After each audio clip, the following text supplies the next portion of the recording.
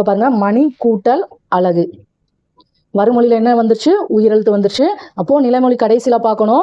நீய வந்து இன்னு கூட்டல் ஈன்னு பிரிப்போமா? போகும்போது இங்கேயும் கடைசி பாருங்க ஈ வந்திருக்கு. ஈ ஈ ஐ இந்த இது வந்ததுன்னா நமக்கு உடம்படு மெய்யா என்ன வரும்? ஈயன்னா வரும். அதாவது வருமொழியில உயிரெழுத்து வரணும், ஞாபகம் இருக்கட்டும். அப்போ இது எப்படி எழுதும்? மணி கூட்டல் ஈ கூட்டல் அழகு. அடுத்து இந்த ஈயும் ஆகும். அதாவது உடல் மேல் உயிர் வந்து ஒன்றுவது இயல்புங்கும் போது மணி அழகா மாறிடும். பல கூட்டல் உயிர். இந்த இடத்துல பாருங்க, இங்க வந்து உயிரெழுத்து வந்துருச்சு. இங்க நிலைமொழி இருதுல லா. இதை எப்படி பிரிப்போம்? இல்லு கூட்டல் ஆனா. இப்ப இதுவும் உயிரெழுத்து.